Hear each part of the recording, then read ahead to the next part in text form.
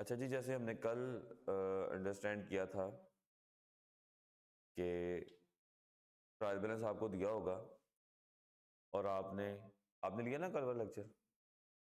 तो सारी बात है, डेबिट साइड पे एसेट्स या ड्राइंग्स या एक्सपेंसेस होंगे, क्रेडिट साइड पे मैक्सिमम कैपिटल हो जाएगा, लोन हो जाएंगे या क्रूड एक्सपेंसेस हो जाएंगे या कुछ भी इस तरह से। तो आपने दो स्टेटमेंट बनानी है, एक बनानी है स्टेटमेंट ऑफ कंप्रिहेंसिव इनकम यानी कि स्टेटमेंट ऑफ प्रॉफिट लॉस, और एक स्टेटमेंट ऑफ फाइनेंशियल पोजीशन यानी कि बैलेंस शीट। तो सारी बात है, वो जो हमने ऊपर पढ़ा था कल के मैक्सिमम कौन कौन सी चीजें जो है वो चली जाएंगी। ठीक है, जैसे हम यहाँ पे कहा था कि जी मैक्सिमम उस ट्रायल बैलेंस में मैक्सिमम नॉन करंट एसेट मिलेंगे, आपको करंट एसेट मिलेंगे, कैपिटल मिलेगा, नॉन करंट लायबिलिटीज मिलेंगी, करंट लायबिलिटीज मिलेंगी। ट्रायल बैलेंस में यही कुछ मिलेगा इसके लिए। इस तरह प्रॉफिट लॉस के लिए डायरेक्ट इनकम, इनडायरेक्ट इनकम मिलेगी, डायरेक्ट एक्सपेंसेस यानी कि कॉस्ट ऑफ सेल वाले एक्सपेंसेस मिलेंगे, और ऑपरेटिंग एक्सपेंसेस मिलेंगे। ऑपरेटिंग एक्सपेंसेस में भी एडमिन, सेलिंग और फाइनेंशियल अगर सेपरेट सेपरेट दिए हो तो वो हम लिख सकते हैं। ये कल हमने लेक्चर में देखा था कि भाई इस तरह। अब हमारे पास यही क्वेश्चन है और वो कहता है कि जी आप बनाएं क्या, फाइनेंशियल स्टेटमेंट बना लें जी, प्रॉफिट लॉस बना लें और बैलेंस शीट बना लें। इसमें जो एडजस्टमेंट्स भी नीचे दी हुई हैं, क्या दी हुई हैं, एडजस्टमेंट्स भी दी हुई हैं। अब अगर हम एडजस्टमेंट को इग्नोर करते हैं तो जो यहां पर दिया हुआ है वही हम उसी से ही हम कहेंगे जी कोई एडजस्टमेंट नहीं, यही फिगर है, यही फाइनल है। ठीक है ना। और ट्रायल बैलेंस जो दिया होता है वो आपको दिया होता है क्लोजिंग ट्रायल बैलेंस। अब समझ लो कि ये ट्रायल बैलेंस आपको दिया हुआ है 31 दिसंबर।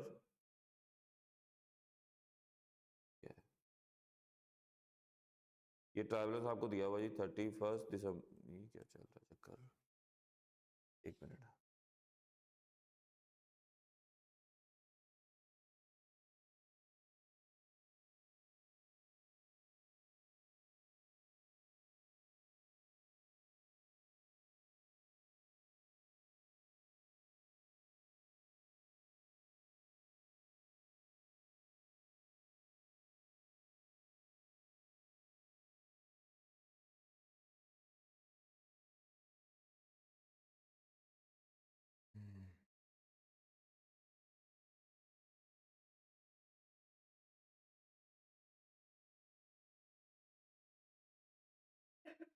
एक मिनट।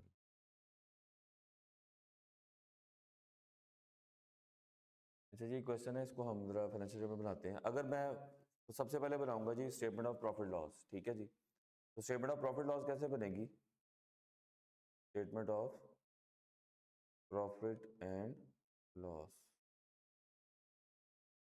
सबसे पहले जो आएगा जी सेल्स आ जाएगा। सेल्स कहां से उठाएंगे हम, हमने सेल्स हमेशा लेनी होती है नेट। नेट से क्या मुराद है, net of returns, net of sale में सेल रिटर्न माइनस करनी होती है हमने। ठीक है ना, क्योंकि सेल अलग दी हुई है, सेल रिटर्न अलग होगी कहीं पे। सेल रिटर्न यहाँ पे है कोई नहीं है, तो सेल हमारी यहाँ पे आ गई कितनी जी, 428,000। ठीक है जी, उसके बाद लेस क्या करेंगे इसमें से, cost of sales. Cost of sale का क्या फॉर्मूला होता है, ओपनिंग स्टॉक। ओपनिंग स्टॉक कितना दिया हुआ है, अब ये हमें दिया हुआ है, ये हमारे पास जो ट्रायल बैलेंस है ये हमने करना है 31 दिसंबर 2013 का ट्रायल बैलेंस दिया हुआ है पूरे साल का। अब जो नॉर्मली ट्रायल बैलेंस में जो बैलेंस होते हैं वो सारे कौन से होते हैं, क्लोजिंग बैलेंस होते हैं। एक बात ये में रखेंगे, ट्रायल बैलेंस में जो सारे बैलेंस होते हैं वो क्लोजिंग होते हैं, लेकिन बाज औकात कुछ ओपनिंग बैलेंस भी आ जाते हैं क्योंकि पूरे साल में उनमें कोई एंट्री नहीं हुई, जो ओपनिंग था वही ट्रेंड कर रहा है। नॉर्मली वो इन्वेंट्री का होता है और वो कैपिटल का होता है। और तीसरा डाउटफुल डेट्स का, प्रोविजन फॉर डाउटफुल डेट्स का भी होता है। प्रोविजन फॉर डाउटफुल डेट्स का भी ओपनिंग ही दिया होता है। और नॉर्मली अक्यूमुलेटेड एक्शन का भी ओपनिंग दिया होता है, उसका भी क्लोजिंग नहीं होता। ठीक है, यानी कि रूटीन में अनएडजस्टेड ट्रायल बैलेंस में, कि अनएडजस्टेड ट्रायल बैलेंस में हमारे पास नॉर्मली ओपनिंग जो दिए होते हैं वो क्यूमुलेटेड एक्शन का दिए होते हैं, प्रोविजन फॉर डाउटफुल डेट्स का दिया होता है, इन्वेंट्री का दिया होता है, कैपिटल का दिया होता है। ओपनिंग से मुराद है कि इनमें कोई एडजस्टमेंट्स नहीं होती नॉर्मली। अगर वो, ये भी हो सकता है कि वो क्लोजिंग दे दें, लेकिन वो मैं आपको बताता हूँ कि वो कब होता है ऐसे। लेकिन नॉर्मली इनके ओपनिंग बैलेंसेस ही दिए होते हैं। इसका मतलब है इस साल उन्होंने डेफिनेट चार्ज नहीं की इसलिए ओपनिंग दे दिया, इस साल उन्होंने प्रोविजन चार्ज नहीं की ओपनिंग दे दिया, इस साल इन्वेंट्री रिकॉर्ड नहीं की ओपनिंग दे दिया, इस साल अभी सारी बात है कैपिटल में प्रॉफिट आएगा तो फिर ही एडजस्ट होता है ना, प्रॉफिट तो प्रॉफिट लॉस बनाने के बाद मिलता है। ओपनिंग स्टॉक कितना आ गया आपके पास, ये यहाँ पे दिया भाई, इन्वेंट्री एट 1 जनवरी 2013 कितनी आ गई इन्वेंट्री, जो जो हम पुट करते जाएंगे वो हम इधर कर देंगे। इन्वेंट्री आई जी 15,000, उसके बाद फिर परचेजेज आ जाएंगी जी, ओपनिंग स्टॉक में परचेजेज ऐड करते हैं, वो भी नेट करके करनी है, अगर रिटर्न है तो वो माइनस करके करनी है, रिटर्न है तो माइनस। परचेज कितनी आ रही है जी, ये आ रही है 3,04,400, 3,04,400। इसमें मैंने कहा था कि डायरेक्ट एक्सपेंसेस और ऐड करने अगर आपको हैं तो, डायरेक्ट जिनका ताल्लुक परचेज या प्रोडक्शन से है, ठीक है। तो आपको पता है वेजेस, अच्छा नॉर्मली सैलरीज जो होती है ना वो आपका ऑपरेटिंग एक्सपेंस है, ग्रॉस प्रॉफिट के नीचे आता है सैलरीज, ठीक है ना। सैलरीज हम कहते हैं जी, हम वैसे तो ये हम अज्यूम ही करते हैं, ठीक है, कि जो सैलरी एक्सपेंस है वो आपके सैलरीज की अगर बात हो रही है तो इसका मतलब है वो उन लोगों की बात हो रही है जिनका ताल्लुक परचेज या प्रोडक्शन से नहीं है, एडमिन स्टाफ है, मार्केटिंग स्टाफ है और इस तरह का स्टाफ है, उनकी सैलरीज होती हैं। और वेजिज हम उसको बोलते हैं जो कि वर्कर, प्रोडक्शन वर्कर की वेजिज है। अब ये चूंकि इकट्ठा लिख दिया है तो हम इसे कहीं पे भी लिख सकते हैं, ठीक है। इसी तरह हीटिंग लाइटिंग भी आप समझ लें कि हम इसको अज्यूम कर लेते हैं कि ये सारे ऑपरेटिंग एक्सपेंसेस हैं, डायरेक्ट एक्सपेंसेस में नहीं आता, अज्यूम कर लेते हैं। तो क्लोजिंग स्टॉक कितना हो गया जी, अब समझ लें कि जी एडजस्टमेंट में ना सिर्फ क्लोजिंग स्टॉक ही दिया हुआ है, बाकी कोई एडजस्टमेंट नहीं अभी हम फिलहाल करते हैं, ठीक है जी, क्योंकि वो मैंने सिखानी है आपको वन बाय वन। पहले एक दफा हम पूरा, वो सिर्फ क्लोजिंग स्टॉक, मुझे एक एडजस्टमेंट है हमारे पास जो कि क्लोजिंग स्टॉक कितना है 16,500, जो कि एडजस्टमेंट में दिया हुआ है, वो हम फाइनेंशियल स्टेटमेंट्स में लेके आएंगे। कैसे लेके आएंगे जी, इन्वेंट्री को डेबिट करेंगे, कॉस्ट सेल क्रेडिट हो जाएगी। तो ये देखो जब इन्वेंट्री यहाँ से माइनस करोगे तो कॉस्ट सेल माइनस हो जाएगी यहाँ से, कितना जी 16,500, 16,500 जी। तो आपके पास कॉस्ट ऑफ सेल्स आ जाएंगे, कितनी कॉस्ट ऑफ सेल आ जाएंगी, अभी हम ज्यूम कर रहे हैं कि हम एडजस्टमेंट कोई नहीं कर रहे, फटाफट कर।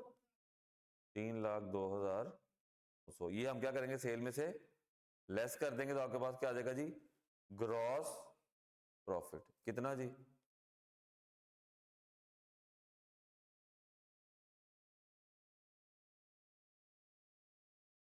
ये आता है ग्रॉस प्रॉफिट, ठीक है जी।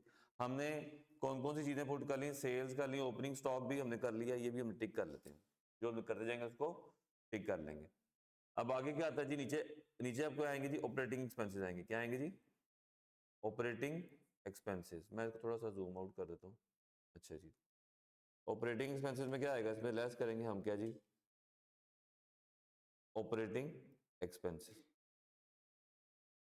जी। ऑपरेटिंग एक्सपेंसेस लेस करोगे ना, यही फॉर्मेट है ना, डायरेक्ट रेवेन्यू में से डायरेक्ट एक्सपेंसेस माइनस कर दिए, ऑपरेटिंग एक्सपेंसेस लिख दें, अदर इनकम वो बाद में ऐड कर लेंगे। अच्छा ऑपरेटिंग एक्सपेंसेस में कौन कौन से एक्सपेंसेस आ रहे हैं, वेजेस सैलरीज आ जाएगी, एक्सपेंस है तो ये हम इधर डाल देंगे जी, वेजेस एंड सैलरीज कितना जी, वैसे जो डायरेक्ट एक्सपेंसेस होंगे सारे वो यहां पर आएंगे, अगर परचेज के अलावा भी होंगे तो, बताया हुआ ना मैंने आपको। अब हम अज्यूम कर रहे हैं कि वो नहीं है जी बाकी। अच्छा जी, ये हो गया जी आपके पास, वेजेस एंड सैलरीज भी हो गई, रेंट भी आ गया इधर, रेंट कितना है 14,000 का, ये भी लिख दिया। उसके बाद हीटिंग भी कर दी 5,000 की, 5,000 ये तो लिख दिया। उसके बाद और क्या है, ड्राइंग्स आएंगी यहाँ पे,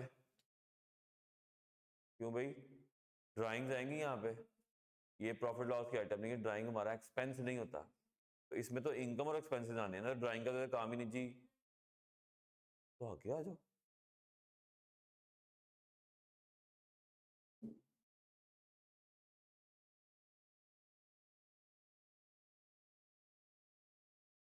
परचेज की जगह पे नहीं, परचेज के नीचे वो भी आ जाएंगे अगर कोई है तो, ऐड हो जाएंगे, परचेज में ही ऐड हो जाएंगे।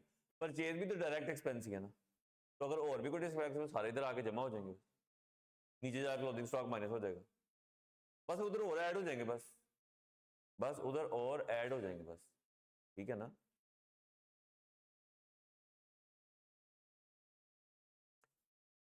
अच्छा जी, ड्राइंग आएगा यहाँ पे, ड्राइंग यहाँ पे नहीं आएगा। प्रोविजन फॉर डाउटफुल डेट्स आएगा यहाँ पे, कल हमने जो पढ़ा था provision for doubtful debts, allowance for doubtful debts का मतलब प्रोविजन फॉर डाउटफुल डेट्स ही होता है। प्रोविजन फॉर डाउटफुल डेट्स जो है वो आपका कॉन्ट्रा एसेट अकाउंट है ना, तो ये एसेट में से माइनस होगा, ये कोई एक्सपेंस नहीं है, ये कोई एसेट नहीं है, कोई लायबिलिटी नहीं है, ये कॉन्ट्रा एसेट अकाउंट है, जैसे हमने कल पढ़ा था, ये एसेट में से माइनस होगा। नॉन करंट एसेट्स आएंगे यहाँ पे, प्रॉफिट लॉस में तो उसका काम ही नहीं है नॉन करंट एसेट्स का। उसके बाद एक्यूमुलेशन आएगी यहाँ पे, प्रॉफिट एंड लॉस में एक्यूमुलेशन तो नहीं आएगी ना, एक्यूमुलेशन प्रॉफिट लॉस में तो नहीं आती ना, कहाँ जाती है वो एसेट में से माइनस होती है। वैसे भी हमने जो पढ़ा था डेप्रिसिएशन का, तो वो डेप्रिसिएशन प्रॉफिट लॉस में जाती है, एक्यूमुलेशन नहीं जाती प्रॉफिट लॉस। हम तो प्रॉफिट लॉस बना रहे हैं, हम तो प्रॉफिट लॉस बना रहे हैं ना। ट्रेड रिसीवेबल जाएंगे, डेटर्स नहीं जाएंगे, पेबल्स जाएंगे नहीं जाएंगे, कैश जाएगा नहीं जाएगा, कैपिटल जाएगा नहीं जाएगा, तो बस यही आपका प्रॉफिट लॉस, ठीक है ना। अब ये सारे एक्सपेंसेस आप इसमें से माइनस कर दें जी, 1,25,100 में से एक्सपेंसेस माइनस करें तो आपके पास आ जाएगी जी profit, profit for the year कितना, ये प्रॉफिट निकाला कि इन सब का टोटल किया, इसका सम किया है, तो 83 में से वो माइनस कर लो ना, इन सब में से ये माइनस करो तीनों, तो ये आ जाएगा 42,100। ये क्या आ गया आपके पास, प्रॉफिट फॉर द ईयर। यानी कि आपने क्या किया, कि आपने ये किया है कि इनकम में से ये एक्सपेंसेस माइनस किए ये वाले, और फिर ये वाले एक्सपेंसेस माइनस किए, तो आपके पास प्रॉफिट आ गया, ऐसे ही आया ना। अब हम क्या बनाएंगे जी, स्टेटमेंट ऑफ फाइनेंशियल पोजीशन बना देंगे, ठीक है जी। स्टेटमेंट ऑफ फाइनेंशियल पोजीशन बनाने के लिए हमारे पास, अगर हम इसको देखें, हम नीचे जरा बना लेते हैं, ठीक हो गया। यहाँ पे बनाते हैं जी स्टेटमेंट ऑफ फाइनेंशियल पोजीशन। सबसे पहले हम लिखेंगे जी नॉन करंट एसेट्स, इधर हम एसेट लिख देते हैं, नॉन करंट एसेट्स, हेडिंग आ गई ऊपर, सबसे पहले एसेट्स की हेडिंग आ जाएगी जी, एसेट्स पहले लिखने लगेंगे, उसमें नॉन करंट एसेट्स आते हैं। कोई नॉन करंट एसेट है हमारे पास इसमें,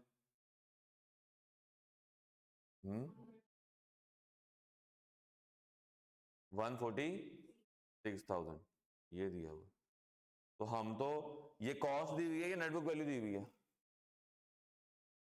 समझो ये प्रॉपर्टी प्लांट इक्विपमेंट लिखा हुआ है, तो ये कॉस्ट दी हुई है या नेटवर्क वैल्यू दी हुई है जी।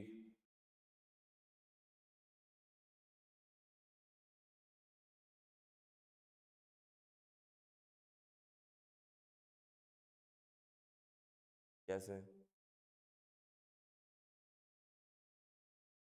जब आप लेजर बनाते थे प्रॉपर्टी प्लांट के वक्त, जब आप लेजर बनाते थे किसके वक्त जी, प्रॉपर्टी प्लांट के वक्त जब आप लेजर बनाते थे, मैं देख लूँ अगर मुझे मिल जाता तो अभी फौरन, अच्छा चलो मेरा, तो कॉस्ट का लेजर लेजर बनाते थे, एक्यूमुलेशन का लेजर लेजर बनाते थे, और फिर दोनों को माइनस करते थे, और फिर नेटबुक वैल्यू आती थी। इसका मतलब है लेजर किसका बना होता था, कॉस्ट का लेजर बना होता था, एक्यूमुलेशन का लेजर बना था, और दोनों के क्लोजिंग बैलेंस होते थे।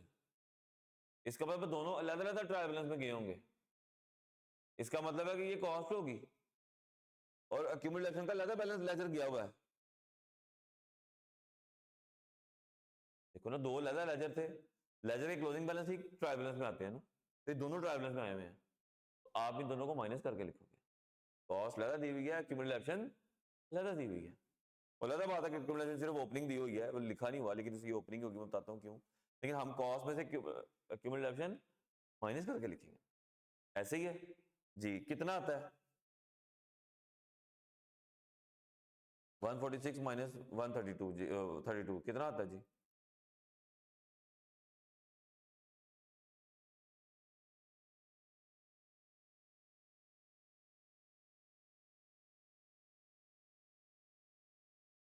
1,14,000, ठीक है जी। हम कहते हैं जी कि ये प्रॉपर्टी प्लांट की, इसको हम प्रॉपर्टी प्लांट इक्विपमेंट ज्यूम कर लेते हैं, प्रॉपर्टी, इसको अभी फिलहाल चलो उसमें नॉन करेंट एसेट लिखा हुआ है तो मैं इसको नॉन करेंट एसेट लिख देता हूँ।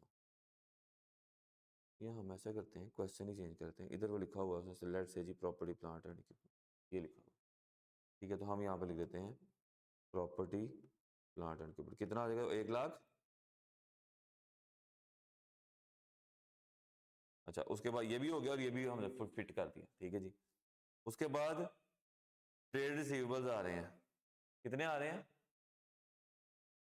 51,000 में। आपको, आपने डेटर के चैप्टर में पढ़ा होगा जी, डेटर में से हम उनकी प्रोविजन माइनस करके लिखते हैं। डेटर का अलग क्लोजिंग बैलेंस आ रहा होता है, प्रोविजन का अलग क्लोजिंग बैलेंस आ रहा होता है, और दोनों को माइनस करके लिखते हैं, ऐसे ही है ना। तो डेटर का ये अलग क्लोजिंग बैलेंस आ रहा है और प्रोविजन का अलग आ रहा है, दोनों को माइनस करके लिखेंगे। कितना आ जाएगा जी 51 माइनस 4 40 47। तो ये आ जाएगा जी, ये हमारे क्या होते हैं जी करंट एसेट्स, ये हमारे क्या है जी करंट एसेट्स। इसमें आ जाएगा जी ट्रेड डेट्स, क्या आ जाएगा जी ट्रेड डेट्स, कितने है जी 47,000। और कोई करंट एसेट है ऊपर? ये भी हमारा हो गया, ये भी हमारा हो गया, हमारा रह गया अब कैश रह गया सिर्फ, है ना, कितना 6200।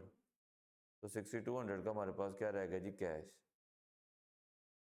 और कोई एसेट ऊपर नहीं पड़ा। तो टोटल करंट एसेट कितने आ गए, इन दोनों को जमा कर लें, सिर्फ करंट एसेट को टोटल करें, 1,14,000 जमा ये, हाँ 200। और फिर टोटल एसेट कितने आ गए non current plus current,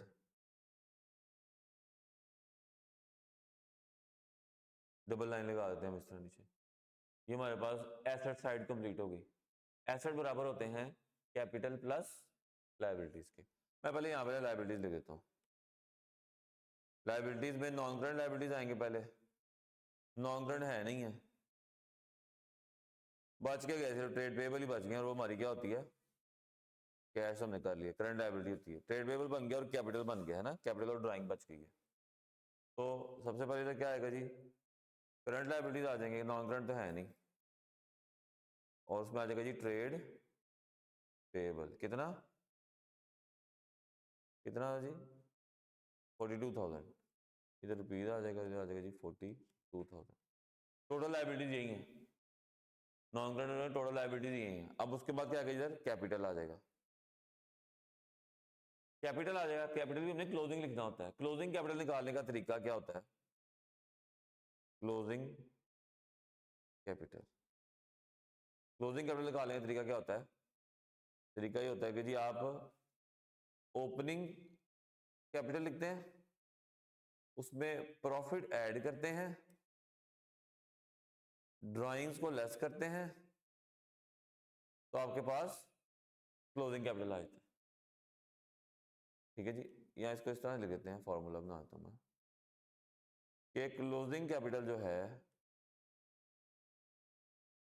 opening capital add, opening capital में प्रॉफिट ऐड करते हैं, या लॉस हो तो लेस करेंगे, ड्राइंग से लेस करेंगे, तो आपके पास क्लोजिंग कैपिटल आ जाएगा। ओपनिंग कैपिटल दिया हुआ उसने, ट्रायल बैलेंस में दिया हुआ उसने, कैपिटल एट 1 जनवरी 2013 कितना 121,600, 121,600। इसमें प्रॉफिट ऐड करेंगे, प्रॉफिट कहां से निकाला हमने, प्रॉफिट लॉस बनाया, कितना 42,100, 42, और ड्राइंग उसे दी हुई है कितनी, ये दी हुई है 22,000 की। तो ड्राइंग भी लिख दी हमने, ये भी लिख दिया और ये भी लिख दिया, है ना। ड्राइंग लिख दी 22,000 की, ड्राइंग होगी जी 22,000। तो आगे बाद क्लोजिंग कैपिटल कितना आ गया 141,700। तो हम यहां पे लिख देंगे जी 141,700। इन दोनों को जमा कर लें,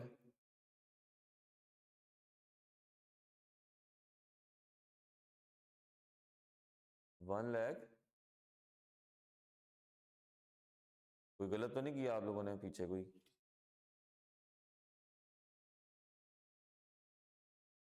कोई टोटल गलत किया मुझे लगता है आप लोगों ने। 428 यहाँ पे आ गया, ये सही जमा हुआ है, इसमें से ये सही माइनस हुआ है, ये चेक कर लें जरा, कैलकुलेशन चेक कर लें जरा।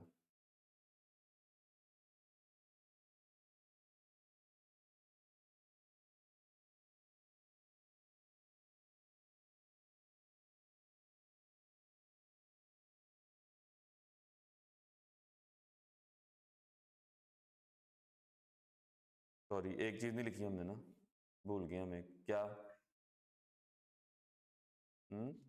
क्लोजिंग स्टॉक जो है वो हमने इधर तो लिखते हैं सिर्फ एडजस्टमेंट करने के लिए, क्लोजिंग स्टॉक तो लिखते हैं एडजस्टमेंट करने के लिए। क्लोजिंग स्टॉक हमारा क्या है, क्लोजिंग स्टॉक हमारा क्या होता है, एसेट होता है ना। तो क्लोजिंग स्टॉक जो एसेट होता है वो करंट एसेट में आएगा ना, तो स्टॉक आएगा इधर। कितना स्टॉक था, 16,000, दो जगह पे आएगा ये सब, वहां पे तो सिर्फ एडजस्टमेंट करने के लिए आएगा 16,500। आप टोटल करें इसका, ठीक है ना, टोटल ऐसा इसके टोटल ऐसा आ जाएगा, और टोटल आ जाएगा ये 183। ये बात समझ आ गई, तो आपकी फाइनेंशियल पोजीशन जो है वो बराबर होगी। तो ये मैंने एक रफ सा क्वेश्चन किया है, छोटा सा क्वेश्चन है, सिर्फ आपको एक फ्लो समझाने के लिए कि भाई फाइनेंशियल स्टेटमेंट बनती कैसे हैं। अब देखो सारी फिगर मैंने ट्रायबल से पकड़ पकड़ के रखी है, इधर इनकम और एक्सपेंसेस लिख दिए, उधर एसेट एक साइड पे लिख दिया, एक साइड पे लायबिलिटीज और कैपिटल लिख दिया, तो बराबर हो गया।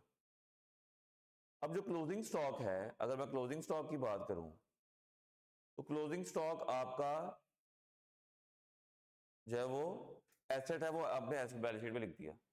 वहां पर जो आपने क्लोजिंग स्टॉक लिखा है वो सिर्फ कैलकुलेशन के लिए है, कॉस्ट ऑफ सेल निकालने के लिए। क्लोजिंग स्टॉक वहां पे लिखने का मतलब आपको पहले ही मतलब बताया कि ये मतलब ये नहीं कि वो एसेट जो है वो प्रॉफिट लॉस में चला गया, वो एसेट नहीं गया, वो हमने कॉस्ट ऑफ सेल की कैलकुलेशन की है। प्रॉफिट लॉस में सिर्फ कॉस्ट ऑफ सेल ही गई है, सेल में से क्या माइनस हुआ है, cost of sale. Cost of sale हमारा एक्सपेंस होता है, ठीक है।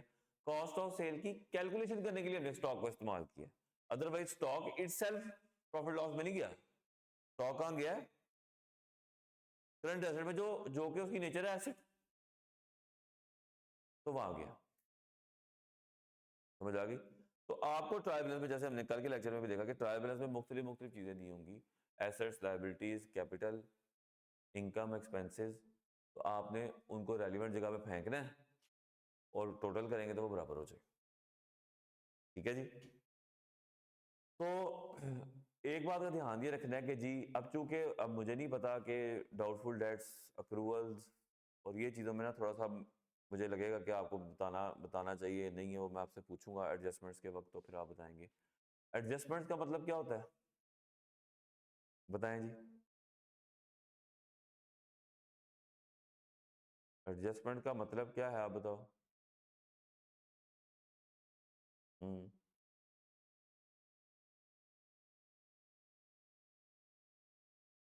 ट्रायल बैलेंस में नहीं आती। जैसे मैंने कल भी बताया था कि एडजस्टमेंट का मतलब क्या होता है कि इनका इफेक्ट ट्रायल बैलेंस में नहीं गया। अब ये जो मैंने फाइनेंशियल स्टेटमेंट बनाई है ना, मैंने अज्यूम किया कि सिर्फ एक ही एडजस्टमेंट थी, क्लोजिंग स्टॉक, बाकी एडजस्टमेंट कोई नहीं थी, है ही लिखी नहीं हुई सवाल के अंदर। लेकिन अगर मैं ये कहूं कि जी अच्छा जी ये इस ट्रायबल के साथ साथ ये वाली एडजस्टमेंट्स भी हैं, तो इसका मतलब है ये फिगर फाइनल नहीं है, ये फिगर फाइनल नहीं है। इन्होंने एडजस्टमेंट्स के थ्रू अपडेट होना, पहले अपडेट हो गए, वो वाली फिगर जानी है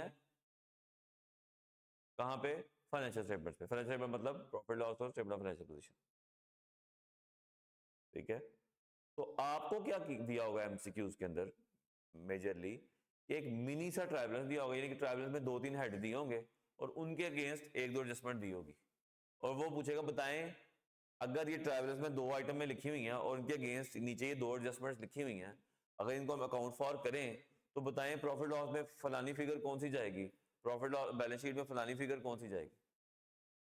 ये तो हमने पूरा क्वेश्चन कर देना, इसी बड़े क्वेश्चन के अंदर मिनी क्वेश्चन आपको आएंगे। जरी बात है पूरी पूरी वही तो नहीं आपको कहेगा जी फाइनेंशियल पेपर बनानी शुरू कर दो, एमसीक्यूज के अंदर तो मुश्किल है ना। तो आपको वो ट्राइबलेंस का एक एक्सट्रैक्ट देगा, यानी कि 2-3 लाइनें ट्राइबलेंस की दे देगा, और उन लाइनों के अगेंस्ट नीचे 2-3 एडजस्टमेंट दे देगा। क्योंकि अगर हम इन एडजस्टमेंट्स को कंसिडर करें तो ये फिगर्स अपडेट होनी चाहिए ऊपर वाली, तो वो अपडेट करने के बाद बताएं क्या फिगर प्रॉफिट। अब देखो मेरी बात सुनो, यहां पर लिखा हुआ है कि रेंट जो है वो कितना जाएगा, 14,000। रेंट कितना आ रहा है ट्राइबलेंस में, 14,000। अगर इसके नीचे कोई, इस रेंट से रिलेटेड कोई एडजस्टमेंट नहीं है नीचे, रेंट से रिलेटेड कोई एडजस्टमेंट नहीं है नीचे, तो ये फाइनल फिगर है। ये सारी एज इट इज उठा के प्रॉफिट लॉस में फेंक दो। कहां फेंकोगे जी, यहां पे आ जाएगी जैसे ही आई है, ऐसे ही है ना। और अगर वो कहता है जी नीचे कोई एडजस्टमेंट होनी है, एडजस्टमेंट कुछ भी हो सकती है, वो करेक्शन ऑफ एरर की भी हो सकती है, वो अक्रूवल की भी हो सकती है, वो प्रीपेड की भी हो सकती है रेंट को लेके, ठीक है। लेट्स से मैं कहता हूं जी करेक्शन ऑफ एरर की एडजस्टमेंट, नीचे एडजस्टमेंट लिखता है कि जी rent of ₹2,000 was not recorded, rent of ₹2,000 was not recorded, rent paid कह रहे हैं हम कि rent paid of ₹2,000 was not recorded। तो अगर इसका रेक्टिफाइंग एंट्री बनानी होती तो क्या बनाते, जो चीज रिकॉर्ड नहीं हुई भी, गलत एंट्री तो हुई कुछ नहीं, एंट्री हुई नहीं, तो रेक्टिफाइंग एंट्री क्या होती है कि एंट्री कर दें, तो क्या एंट्री होती है, रेंट टू कैश। अब ऑलरेडी रेंट कितना आ रहा है, 14,000। जब आप रेंट टू कैश की मजीद एंट्री करेंगे तो रेंट मजीद डेबिट हो जाएगा 2,000 से, तो रेंट की अमाउंट कितनी होगी, 16,000। तो 16,000 उठा के यहाँ पे लिखेंगे जहां पे हमने प्रॉफिट लॉस में लिखा, ठीक है ना। और चूंकि आपने रेक्टिफाइंग एंट्री की है रेंट टू कैश, तो कैश क्रेडिट भी किया, इसका मतलब कैश माइनस भी नहीं हुआ हुआ ऊपर, पूरा पूरा इफेक्ट देना ना आपने, रेंट का तो इफेक्ट दे दिया आपने कि जी रेंट में 2,000 प्लस कर दिया, तो कैश में 2,000 माइनस भी तो करना है ना, अगर कोई एडजस्टमेंट ऐसी लिखी हो तो। कैश ऑलरेडी कितना आ रहा है, तो यहाँ पे 2,000 माइनस भी कर दे, 42 जाएगा आपका कहाँ पे, 42 जाएगा आपका कहाँ पे, यहाँ पर, वहां पर 16,000 जाएगा और यहाँ पर 42 जाएगा। बात फॉलो कर ली। This is the concept of adjustment, कि अगर ऊपर जो हेड दिए गए हैं उनके रिलेटेड नीचे कोई एडजस्टमेंट है तो उसको अकाउंट फॉर करके फिर आपने प्रॉफिट लॉस और बैलेंस शीट में लेके जाना। ट्राइबल्स में जो फिगर्स दी हुई हैं वो अनएडजस्टेड, हाँ अगर रेंट और कैश में कोई एडजस्टमेंट नहीं है तो ये जो फिगर लिखी हुई है ये फाइनल है, इसका मतलब कोई गलती नहीं, कोई कुछ नहीं। बात फॉलो कर लिया आपने, ठीक है। अच्छा जी, अब हम एडजस्टमेंट्स के ऊपर आते हैं वन बाय वन। सबसे पहले हम एडजस्टमेंट करते हैं प्रॉपर्टी प्लांट इक्विपमेंट की, ठीक है। प्रॉपर्टी प्लांट इक्विपमेंट का क्योंकि आप चैप्टर पढ़ा भी हुआ है, पता नहीं आपने रिवाइज किया कि नहीं किया, लेकिन चलो मैं अज्यूम करता हूँ आपने रिवाइज किया हुआ, ठीक है जी। प्रॉपर्टी प्लांट इक्विपमेंट की एडजस्टमेंट्स अगर आ जाए ट्राइब्यूनल्स में तो कैसे इसको टैकल करेंगे, वन बाय वन हम सारी एडजस्टमेंट डिस्कस कर लेते हैं। सबसे पहले हम प्रॉपर्टी प्लांट की बात कर लेते हैं। प्रॉपर्टी प्लांट का जब आपने पढ़ा था, आपने लिखा जी प्रॉपर्टी प्लांट का एक एसेट का लेजर बनता है, एक एक्यूमुलेटेड एब्सेंट का लेजर बनता है, और कौन सा लेजर बनता था, डेप्रिसिएशन। ऐसे ही है जी, 3 लेजर बनते थे, याद है, ठीक है जी। आपके पास लेट्स से कि जी ये आपके पास बैलेंस है जी 1 जनवरी से, अब ये इंपॉर्टेंट चीजें शुरू होगी, मैंने बेसिक स्केच बता दिया, अब वन बाय वन हम एडजस्टमेंट डिस्कस करते जाएंगे कि क्या क्या मैक्सिमम हो सकता है। 1 जनवरी 2025 से 31 दिसंबर 2025, ये आपका क्या है, इस साल की आपके पास एंट्रीज हैं। कोई ना कोई ओपनिंग बैलेंस होंगे जो 2024 के होंगे, ये 2024 के क्या है जी, ओपनिंग बैलेंस है। इस 30,000 का मतलब क्या है,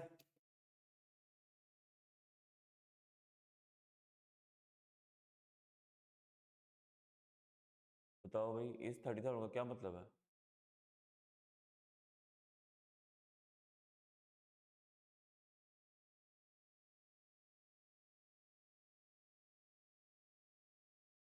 कोई नहीं रिवाइज कर रहे आप लोग, पढ़ाया हुआ मैंने इतना डिटेल में ये। हाँ जी, हाँ जी, यानी कि इस तरह कह सकते हैं कि ये जो 1 लाख के जो एसेट्स हैं, ये जो 1 लाख के जो एसेट्स हैं, इन पे 1 जनवरी 2025 तक जितनी डेफिनेशन चार्ज हो चुकी हुई है उनका जमा है ये कह सकते हैं, कह सकते हैं ना? चलो कह सकते हैं। डेफिनेशन का ओपनिंग बैलेंस होगा? नहीं होगा। उसके बाद लेट्स से कि जी मैंने कोई न्यू एसेट परचेज की है और सारा कुछ किया, वो समझो कुछ भी नहीं किया, और डेप्रिसिएशन जो है वो 10% है जी, स्ट्रेट लाइन है। इस साल जो डेप्रिसिएशन आएगी वो कितनी आएगी? इस साल डेप्रिसिएशन कितनी आएगी? 10,000 आएगी। तो एंट्री क्या होगी? डेप्रिसिएशन डेबिट, और क्यूमुलेटिव डेप्रिसिएशन कितने से जी? 10,000। तो यहां पर इसको पोस्ट कर दें लेजर्स में, ऐसे ही होगा जी, डेप्रिसिएशन डेबिट हो जाएगी, क्यूमुलेटिव डेप्रिसिएशन क्रेडिट हो जाएगी। डेप्रिसिएशन डेबिट और क्यूमुलेटिव डेप्रिसिएशन क्रेडिट। अब इनकी क्लोजिंग, समझो नया एसेट कोई नहीं परचेज किया, तो क्या करेंगे? सबके क्लोजिंग बैलेंस निकालेंगे। 1 लाख ये आ गया, ये क्या आई है आपके पास? कॉस्ट आई है। ये आपके पास क्या आई है? Accumulative depreciation. और ये आपके पास, मुझे बताएं कि स्टेटमेंट ऑफ फाइनेंशियल पोजीशन में क्या जाएगा? कितनी? कॉस्ट में से माइनस कर देते तो आएगा 60,000। कहाँ जाएगा? नॉन करंट एसेट में लिखा होगा जाके कहीं पे, ऐसे ही है ना? और जब आप स्टेटमेंट ऑफ कॉम्प्रिहेंसिव इनकम यानी कि प्रॉफिट लॉस बना रहे होंगे तो कितना एक्सपेंस जाएगा? ये एसेट चला जाएगा, और 10,000 आपका क्या चला जाएगा जी? वो कहाँ लिखेंगे जी? वो यहाँ पे लिख देंगे, यहाँ पे करके, जहाँ वेजेस सैलरी रेंट शेंट आ रहे हैं तो डेप्रिसिएशन भी आ जाएगी 10,000, ऐसे ही है ना? और जो 60,000 है वो कहाँ आएगा? वो यहाँ पे आ जाएगा 1,14,000 की जगह, वैसे ही आ जाएगा। तो ये बात होगी। ये आया कैसे? ये डायरेक्ट नहीं आया। लेट्स से कि जी हम इसका ट्रायल बैलेंस बनाते हैं, इतना हिस्से का ट्रायल बैलेंस। ट्रायल बैलेंस में क्लोजिंग बैलेंस जाते हैं, ठीक है जी। प्रॉपर्टी प्लांट इक्विपमेंट कितना आ गया? डेबिट बैलेंस है 1 लाख। एक्यूमुलेशन कितनी आ गई? 40,000 है। और डेप्रिसिएशन 3 ही लेजर है ना, 3 ही लेजर है ना, तो ये आ जाएगी डेप्रिसिएशन कितनी जी? 10,000।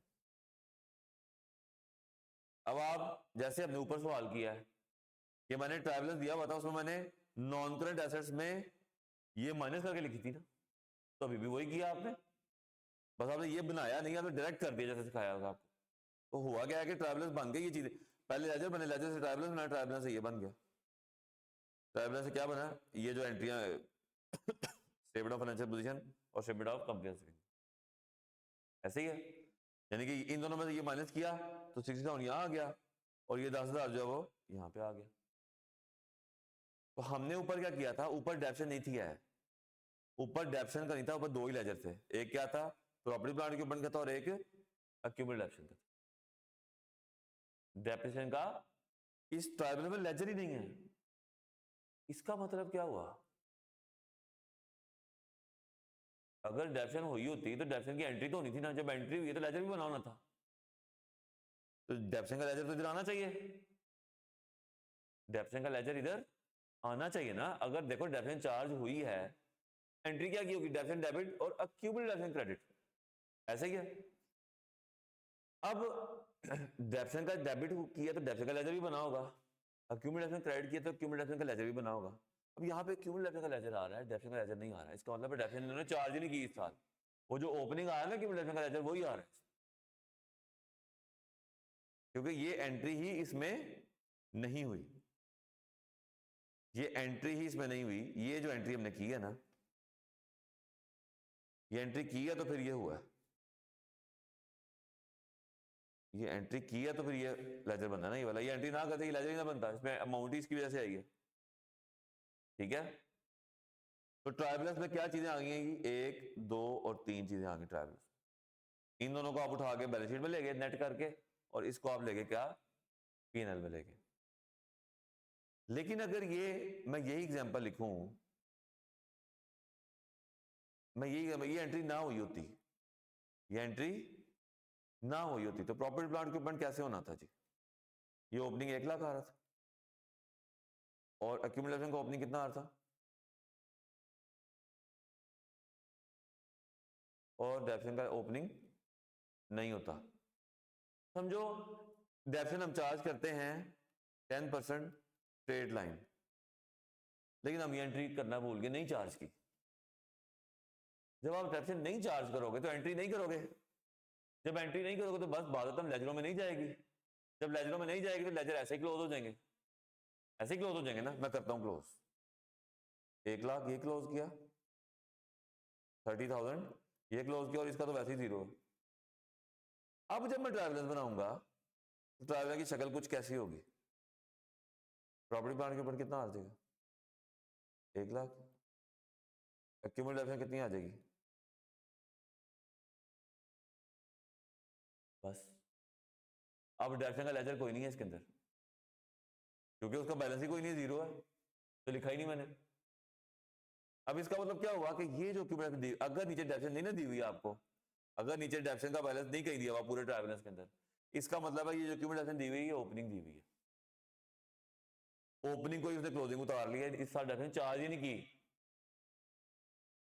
ठीक है, इस साल डेप्शन चार्ज ही नहीं की, क्योंकि उसकी एंट्री नहीं हुई, क्योंकि उसकी एंट्री ही नहीं हुई। इसलिए वो फिर क्या करता है, ट्रायल बैलेंस इतना देकर नीचे एडजस्टमेंट्स में लिख देता है जी कि depreciation is 10% straight line, adjustment में दे देता है कि डेप्शन चार्ज करो, फिर आप डेप्शन चार्ज करते हैं। अच्छा कहेंगे अच्छा जी ये, अब अगर तो खाली ये दिया हुआ और एडजस्टमेंट नहीं दी हुई तो प्रॉफिट लॉस में क्या जाएगा, कुछ भी नहीं। बैलेंस शीट में क्या जाएगा, इसमें से ये माइनस कितना, जैसे आप ऊपर कर, जैसे आपने इस सवाल में किया कि एडजस्टमेंट कोई नहीं दी हुई तो आपने इसमें से ये माइनस कर दिया ओपनिंग ओपनिंग। लेकिन अगर वो कहे कि जी, लेकिन अगर वो कहे कि जी अच्छा जी एडजस्टमेंट में लिख दे कि डेप्शन जो है वो 10% स्ट्रेट लाइन, आप क्या करोगे, डेप्शन चार्ज करनी है, डेप्शन चार्ज करोगे तो एंट्री क्या करोगे, डेप्शन डेबिट हो जाएगी 10,000 से और क्यूमुलेटिव डेप्शन क्रेडिट हो जाएगी 10,000 से। अब ये इफेक्ट आपने इस ट्रायल बैलेंस में लेके जाना है, फिर आप बनाएंगे ना वो, तो डेप्शन का एक नया हेड आ जाएगा, क्योंकि ऊपर डेप्शन तो कहीं है नहीं पहले, तो डेप्शन का एक नया हेड आ जाएगा कितना, 10,000, और एक्यूमुलेशन 10,000 से क्रेडिट हो गई, बढ़ गई है, तो 30 की जगह वो क्या हो जाएगी, यानी कि वो ये इफेक्ट चला जाएगा। ये अगर एंट्री होती ट्रायल बैलेंस ऐसे होता, एंट्री ना होती तो ट्रायल बैलेंस पहले सिर्फ रेड टू रेड होता, एडजस्टमेंट नहीं थी तो वो ऐसे ही चलाता, अब एडजस्टमेंट है, अब क्या लेके जाएंगे प्रॉफिट लॉस में, अब क्या लेके जाएंगे प्रॉफिट लॉस में 10,000 और बैलेंस शीट में 60। बात समझ आई है कि आपको जब सिर्फ ऊपर ट्रायल बैलेंस में अगर प्रॉपर्टी प्लांट इक्विपमेंट आ रहा है और एक्यूमुलेटिव डेप्शन आ रही है और डेप्शन का लेजर पूरे उसमें नहीं आ रहा, इसका मतलब है डेप्शन ने चार्ज नहीं की हुई, आपको करनी पड़ेगी, आपको करनी पड़ेगी, और करके फिर आप प्रॉफिट और बैलेंस शीट में लेके जाएं, ठीक है। और अगर एडजस्टमेंट नहीं दी हुई तो बस ठीक है, नहीं दी हुई तो नहीं दी हुई, फिर लाख में 30,000 माइनस करो ले जाओ, डेप्शन कुछ ना लेके जाओ, फॉलो करके बात। अब अगर मैं इसी एग्जाम्पल को देखूं, इसी को देखूं, अब यहां पर क्या आ रहा है, प्रॉपर्टी प्लांट इक्विपमेंट 146, एक्यूमुलेटिव डेप्शन 32, और पूरे इस ट्रायल बैलेंस में डेप्रिसिएशन कहीं नहीं है, इसका मतलब है जो 32,000 है बेशक इसके साथ लिखा नहीं कि ये ओपनिंग है, बेशक इसने लिखा नहीं है कि ये ओपनिंग है, लेकिन ये ओपनिंग है क्यों, क्योंकि आपको इधर से इस ट्रायल बैलेंस को देख के पता चल गया कि इसमें डेप्शन नहीं है, इस साल डेप्शन चार्ज नहीं हुई। और दूसरी चीज है वो एडजस्टमेंट में बता देगा कि depreciation is to be provided for the year 10% on cost, खुद भी कह गया। अभी हम प्रॉफिट लॉस में क्या लेकर गए हैं इसके अगेंस्ट, डेप्शन कुछ नहीं लेके गए ना, अगर एडजस्टमेंट ना होती तो प्रॉफिट लॉस में डेप्शन कुछ ना जाती, और बैलेंस शीट में जो प्रॉपर्टी प्लांट इक्विपमेंट गया वो कितना गया है, 1,14,000, ऐसे ही है ना। अब वो कह रहा है, अब समझ लें कि इस क्वेश्चन में ये वाली एडजस्टमेंट भी है कि हम 10% कॉस्ट पे डेप्शन अप्लाई करेंगे, मुझे बताएं कॉस्ट कहीं दी हुई है ऊपर, कहाँ दी हुई है, क्या है, कहाँ, क्या है कॉस्ट, कॉस्ट की अमाउंट बताओ, क्या है कॉस्ट की अमाउंट, ये कॉस्ट ही दी हुई है ना। तो स्ट्रेट लाइन पे डेफिनेशन कॉस्ट पे अप्लाई करते हैं, तो आप इसी पे अप्लाई करोगे 10,000, कितना आ जाएगा 14,600। अब मुझे बताओ बैलेंस शीट में कितना जाएगा, प्रॉफिट लॉस में कितना जाएगा, प्रॉफिट लॉस में तो 14,600 ही जाएगा, और बैलेंस शीट में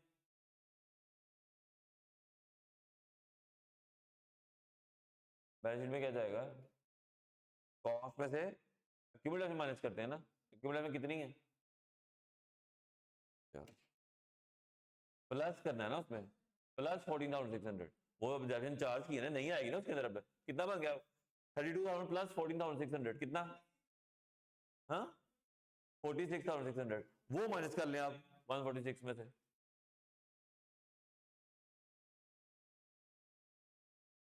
तो 99 जाएगा। बात समझ आ गई है कि नहीं आई, ठीक है ना। तो आपको एडजस्टमेंट करना सिखाई है मैंने कि भाई अगर, अब मैं अगर यही सवाल देखता हूं इधर, यहाँ पर छोटा सा, यहाँ पर वो लिख रहा है कि ट्रायल बैलेंस में आपको उसने दिया है जी प्रॉपर्टी प्लांट इक्विपमेंट कितना था 146,000, एक्यूमुलेशन कितनी थी 32,000, नीचे उसने क्या दी एडजस्टमेंट, ठीक है, और एडजस्टमेंट में कहता है जी कि डेप्शन इज 10% ट्रेड लाइन।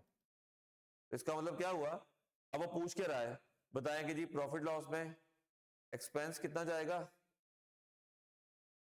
और बैलेंस शीट में, प्रॉपर्टी प्लांट इक्विपमेंट कितना जाएगा, यही क्यों पूछा ना उसने। तो आपने क्या किया, अब आपने लेजर नहीं बनाने लग जाने, आपने कहना अच्छा जी डेफिनेशन चार्ज करनी थी, डेफिनेशन चार्ज करते एंट्री होती थी डेफिनेशन डेबिट और एक्यूमुलेशन क्रेडिट, कितने से जी 14,600 से, डेफिनेशन एक्सपेंस है, इसका लेजर तो इधर बना नहीं हुआ, जब इधर नया बनाऊंगा तो डेफिनेशन इधर लिख दूंगा, तो लिखने की जरूरत नहीं है, डायरेक्ट वहां ले जाओ 14,600 इधर चला जाएगा, और प्रॉफिट लॉस में चूंकि ये एक्यूमुलेशन है, ये क्रेडिट हो रही है, इसमें जाके जमा हो जाएगी, ये जमा हो गई बढ़ जाएगी फिगर, तो इसमें से ये भी माइनस कर दो और ये भी माइनस कर दो, ऐसे ही हो गया ना एक किस्म का, ऐसे ही हो गया ना, तो कितना आ गया 400 बस। अगर वो कहता जी एडजस्टेड ट्रैवलर्स बनाओ, तो यहां पर डेप्शन आ जानी थी कितनी 14,600 ही आ जानी थी ना, और यहां पर क्या हो जाना था 40, अगर एडजस्टमेंट ना होती, एडजस्टमेंट ट्रैवलर्स के अंदर ही होती, तो ये ऐसे होता जैसे कल हमने डिस्कस किया, अब समझो ऐसे ले जाएंगे, किया हमने वही है जी, मुझे बताएं समझ आई कि नहीं आई, थोड़ी सी भी कंफ्यूजन तो पूछें। एडजस्टमेंट क्या करती है, ट्रायल बैलेंस के फिगर्स को अपडेट करती है, अपडेट करके कहती है अब ले जाओ इनको प्रॉफिट लॉस, क्योंकि हमने दोबारा ट्रायल बैलेंस नहीं बनाया, जैसे कल की बात, जैसे कल वाला लेक्चर अगर लिया हुआ तो वो जहन में लेके आए, कल मैंने बताया था कि अगर यही एडजस्टमेंट ट्रायल बैलेंस में जाएगी, ट्रायल बैलेंस से फिर वहां पे चली जाएगी, अब चूंकि हमने डायरेक्ट वहां पे ले गए, हमें पता है कि भाई क्या होना है ट्रायल बैलेंस में, तो दोबारा ट्रायल बैलेंस बना नहीं रहे, हम डायरेक्ट लेके जा रहे हैं। अगर ये है आपका क्या unadjusted trial balance, this is your unadjusted trial balance, अगर यही ट्रायल बैलेंस एडजस्टेड होता तो इसकी शक्ल कैसी होती, अगर यही ट्रायल बैलेंस एडजस्टेड होता इसकी शक्ल क्या होती, प्रॉपर्टी प्लांट में कितना होता जी 146 ही होता, एक्यूमुलेशन में कितना होता 46,600, और डेप्शन भी होती, ये है एडजस्टेड ट्रायल बैलेंस। अब आप क्या करेंगे, इसमें से ये गया सीधा ये, और डेप्शन जो है वो सीधी उठा के ऊपर,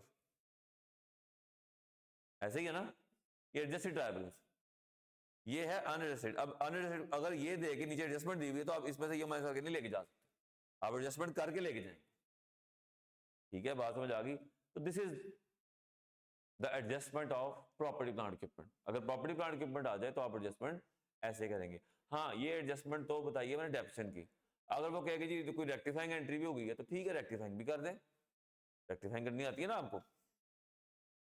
अच्छा अब अगर यहाँ पे वो कहता है डेफिनेट इज 10% रिड्यूसिंग बैलेंस, फिर क्या करते हैं, फिर 10% किस पे लगाते हैं, फिर इसमें से ये माइनस करते हैं, उस पे 10% लगाते, जो आंसर आता वो इसमें जमा करते हैं 32,000 में। बताएं जरा, रिड्यूसिंग में होता तो प्रॉफिट और बैलेंस शीट में क्या जाना था, बताएं जल्दी से करके बता दो कैलकुलेटर पे कि अगर रिड्यूसिंग बैलेंस मेथड होता तो प्रॉफिट लॉस में ये फिगर आ गई जी स्ट्रेट लाइन से,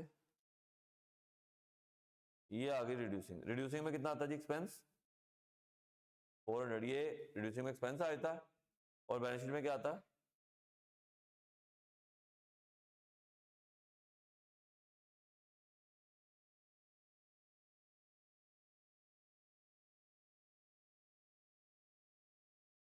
मैं खुद पूछूंगा, बताना नहीं मुझे किसी ने।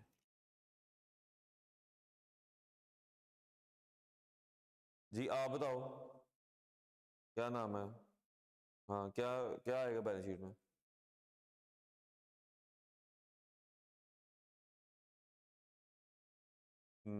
बैलेंस शीट में क्या आएगा, आप बताओ मरियम। 102,600 कैसे आया है, आपने 146 में माइनस किया है 32 जो पहले की हुई है, प्लस और माइनस किया है 11,000, यानी कि पहले वो 14,000 जमा हो रहा था उसमें, अब 11,000 जमा हो जाएगा उसमें, बाकी तो कुछ नहीं होना ना, और ऐसे ही है ना। चलो यहां तक कोई सवाल है तो पूछे।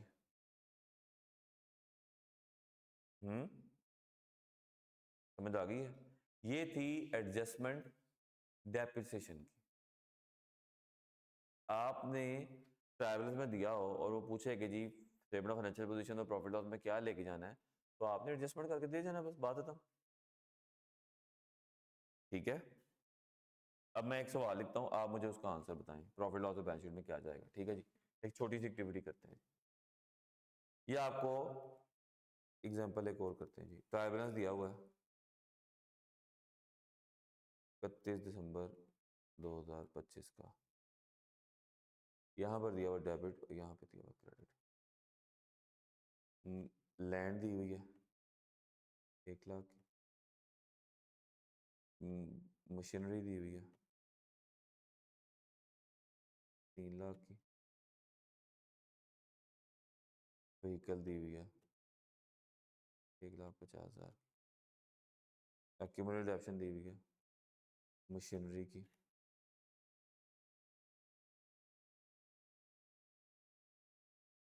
और एक्यूमुलेटेड ऑप्शन दी हुई है व्हीकल की। लैंड की एक्यूमुलेशन होगी, चलिए शुक्र है नहीं होगी। ये दिया हुआ है ट्रायल बैलेंस, मुझे और कुछ नहीं दिया हुआ। मुझे एक बात का जवाब दें, क्या ये एडजस्टेड ट्रायल बैलेंस है या अनएडजस्टेड ट्रायल बैलेंस है? एडजस्टेड है, तो एडजस्टेड कैसे हो गया, एडजस्टेड क्यों बोला आपने,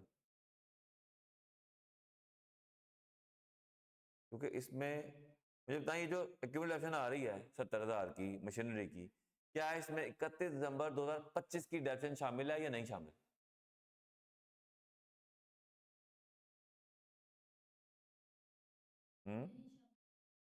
क्या ये ओपनिंग बैलेंस है या क्लोजिंग बैलेंस है? क्यों क्यों नहीं शामिल? क्योंकि इस साल की डेफिनेशन अगर होती तो इधर डेफिनेशन का भी हेड कहीं आ रहा होना था, वो आ ही नहीं रहा। इसका मतलब है ये अनएडजस्टेड ट्रायल बैलेंस है, यही तो किया अभी थोड़ी देर पहले। किसको नहीं समझ आ रही बताएं, पूछे मेरे मुझे ये पॉइंट किसको समझ नहीं आया। मैंने पूछा है कि क्या इस 70,000 में इस साल की डेफिनेशन शामिल है, नहीं शामिल। अच्छा जी, नीचे वो बता रहा जी एडजस्टमेंट, नीचे वो बताता क्या जी adjustment, depreciation is depreciation on machinery is 10% straight line और depreciation on vehicle is 20% reducing. तो बताएं स्टेटमेंट ऑफ फाइनेंशियल पोजीशन जब मैं बना रहा हूँ, ठीक है, तो मैं इधर लिखूंगा नॉन करंट एसेट, लिखूंगा ऐसे ही है, और यहां पर मैं लिखूंगा जी लैंड मशीनरी और व्हीकल, तीन ही है ना नॉन करेंट एसेट्स, ये लिखूंगा यहाँ पे। और जब मैं स्टेटमेंट ऑफ कॉम्प्रिहेंसिव इनकम बना रहा हूँ वहां पर मेरे ऑपरेटिंग एक्सपेंसेस आ रहे होंगे, ऑपरेटिंग एक्सपेंसेस में जब मैं डेप्शन लिखूंगा तो वो मैं कितनी लिखूंगा, तो मुझे ये और डेप्शन सारी जमा करके बताएं कितनी लिखनी है। शाबाश, जल्दी करें।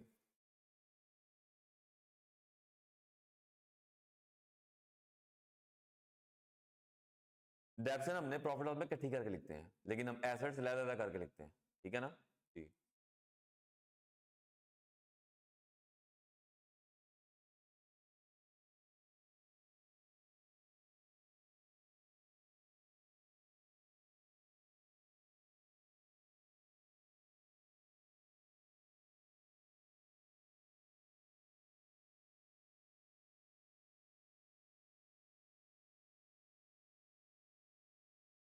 पहले मुझे बताएं लैंड कितनी आएगी इधर,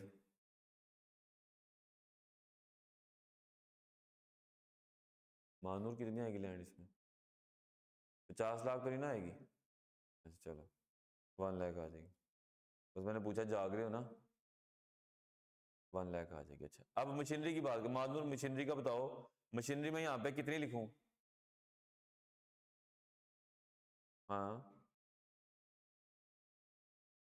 हाँ जी, कितनी आती है 10%, जुबानी हो जाए ना, 3 लाख का 10% कितना आता है, 30,000। तो यहाँ पे क्या लिखूं, 30,000 है, यहाँ पे क्या लिखूं, कहाँ लिखूं, यहाँ पे ये मैं लिख रहा हूँ, इधर लिखूं 30,000, इधर डेप्थ से लिखनी है मैंने, machinery statement of financial position बनाई है भाई, इसमें नॉन करेंट एसेट लिख रहा हूँ, एसेट की वैल्यू लिखनी है, कितनी आएगी, हैं 2 लाख आएगी, शाबाश 2 लाख आएगी जी। कैसे आएगी 2 लाख, 3 लाख का 10% लिया 30,000, 30,000 इसमें जमा हो गया, ये बन गया 1 लाख, तो 3 लाख में से 1 लाख गया तो 2 लाख, ऐसे ही है ना, तो ये 2 लाख आ जाएगा। और इसकी डेप्शन कितनी आई थी, 30,000 डेप्शन आ गई थी, है ना, ये हम वैसे लिख लेते हैं बस अपने पास, ऐसे ही है। व्हीकल की डेप्शन कितनी आती है,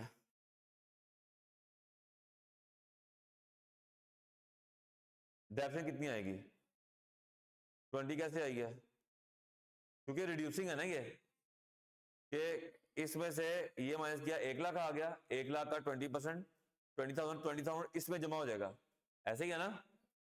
तो इसका मतलब है कि 70 हो जाएगा, 70 150 से 70 गया तो 80, और टोटल डेप्शन कितनी आएगी इधर, बस। अगर ये एडजस्टेड ट्रायल बैलेंस होता तो यहां पर लिखा होना था 1 लाख, यहां पर लिखा होना था कितना 70, और एक नया हेड होता डेप्शन का, उधर लिखा होता 50, अगर एडजस्टेड ट्रायल बैलेंस होता, ऐसे ही है ना, समझ आ गई। तो बस ये है, ये डेप्शन की एडजस्टमेंट, जितने मर्जी एसेट आ जाए, जो मर्जी आ जाए, नीचे एडजस्टमेंट देखो, पोस्ट करो और ले जाओ प्रॉफिट लॉस बैलेंस शीट में। ठीक है, समझ आ गई बात की।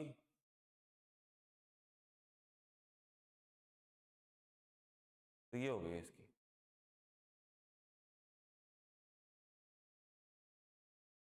अच्छा जी, अगर आपने अक्रूवल एंड प्रीपेमेंट का कुछ किया हुआ है,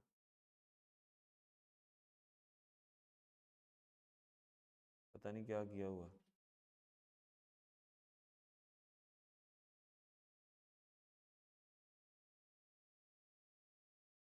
अच्छा ये कह रहा है, चलो मुझे बताओ जरा आंसर, ये रेंट कितना आ रहा है 14,000, ये वो रेंट है जो हमने रिकॉर्ड कर लिया हुआ है, एक्सपेंस रिकॉर्ड किया हुआ, क्या rent expense debit cash credit किया हुआ है, तभी आया होगा यहाँ पे, हवा से उड़ के तो नहीं आ गया ना कहीं से, एंट्रियां करके आया हुआ है, पक्की बात है। नीचे रेंट की एडजस्टमेंट दी हुई है एक, ₹700 has been prepaid for rent,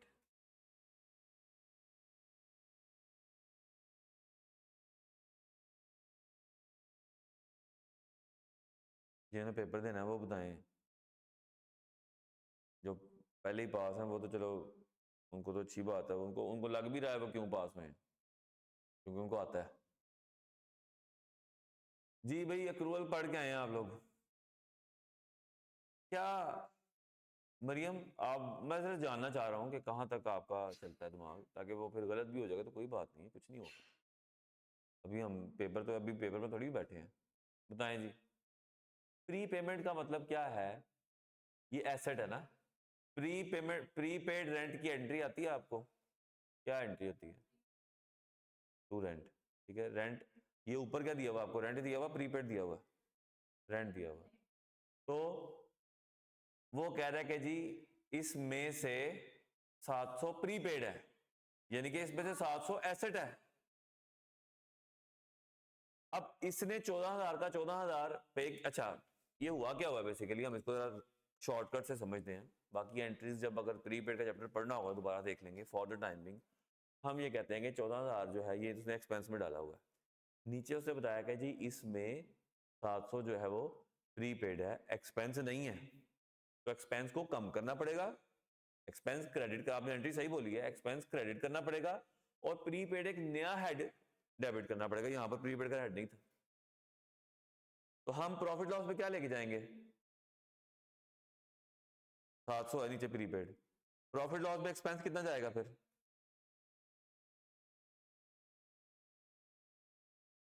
13,300, 13,300 जाएगा प्रॉफिट लॉस में रेंट एक्सपेंस, और प्रीपेड एक्सपेंस जो हमारा एसेट है वो हमारा करंट एसेट में जाएगा 700। इधर लिखा आएगा प्रीपेड, यानी कि रेंट आप यहां पे लिखेंगे जी 13,300, और करंट एसेट में यहां पर लिखोगे प्रीपेड रेंट 700। बस बात तो एडजस्टमेंट खत्म, एडजस्टमेंट खत्म। और अगर एडजस्टेड ट्रायबलेंस होता तो उसकी शक्ल क्या होती कि यहां पर रेंट कितना लिखा होता? 13,300। एडजस्टेड ट्रायबलेंस का मतलब होता है फाइनल फिगर लिखी होंगी उसके अंदर, तो यहां पर क्या लिखा होता? 13,300 पहले से लिखा होता, और यहां पर एक और हेड आ रहा होता नीचे करके कहीं, प्री पेड रेंट 700, वो ट्रैवल्स के अंदर आ रहा होता। अब चूंकि प्री एडजस्टमेंट में लिखा हुआ है इसलिए वो ट्रैवल्स के अंदर नहीं है, वो बाहर लिखा हुआ है। अगर एडजस्टमेंट हुई होती तो ये ट्रैवल्स के अंदर फिट हुआ होता। तो फिर हम क्या करते? फिर हम यहां पर रेंट और प्रीपेड रेंट दोनों दिए होते तो दोनों को माइनस ना कर लेते इसके अंदर से। हाँ ये भी देख लो, बात समझ आएगी ना बात, कि अगर उसने एडजस्टमेंट की होती खुद से, नीचे एडजस्टमेंट ना होती, तो कैसा होता कि ऊपर, चलो मैं ऊपर लिख देता हूँ, टाइम ना जाया हो, जल्दी लिख देता हूँ। ऊपर क्या होता कि ऊपर होता यहाँ पर 13,300 यहां लिखा होता, और यहां पर एक हेड होता प्रीपेड रेंट का, कितना? 700। अब इसमें से दोबारा ये माइनस नहीं कर देते, इसमें एडजस्टमेंट थोड़ी ना करनी है हमने, वो तो ट्राई बैलेंस के अंदर कर के दिया हुआ सारा कुछ। एडजस्टमेंट का मतलब होता है कि ये अभी इफेक्ट होना है, अभी वो माइनस होना है। ये अगर एडजस्टमेंट में नहीं दिया हुआ, ट्राई बैलेंस के अंदर ही दोनों चीजें दे दी है, तो फिर माइनस नहीं होना है। फॉलो करके बात। एडजस्टमेंट का तो मतलब ही है ना, कल वाला लेक्चर अगर हम जेब में लाएं तो एडजस्टमेंट का मतलब ही यही है कि इसका इफेक्ट अभी ऊपर वाले ट्राइबल्स में नहीं गया। अब जब वो चला गया हुआ तो फिर दोबारा नहीं कुछ छेड़छाड़ करनी उसके साथ, इसको उठा के सीधा प्रॉफिट लॉस फेंकेंगे, इसको उठा के सीधा बैलेंस शीट में फेंकेंगे। समझ आइए बात की, अभी तो एडजस्टमेंट में था, इसलिए वो एडजस्टमेंट का मतलब है कि ये वाली फिगर्स अभी अपडेट नहीं है, इनको अपडेट करना है। तो ये तो हो गया प्रीपेड की एंट्री। ये क्या है? 400 इज ओल्ड, ओल्ड का मतलब होता है अक्रूड है, पेबल है। हीटिंग एंड लाइटिंग का 400 पे करना है, यानी कि ये एंट्री अक्रूवल की एंट्री रिकॉर्ड नहीं हुई। अक्रूवल की एंट्री क्या होती है?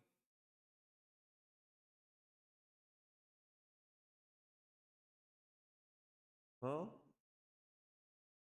एक्सपेंस डेबिट करते हैं और अक्रूवल क्रेडिट करते हैं, यानी कि अक्रूड एक्सपेंस को, एक्सपेंस तो एक्सपेंस है, अक्रूड एक्सपेंस क्या होता है? लायबिलिटी। इधर हमने एंट्री की, अच्छा ये देखो, ये एडजस्टिंग एंट्री की अगर मैं बात करूं, अगर मैं समराइज करूं इसको, एडजस्टिंग एंट्री को समराइज करूं,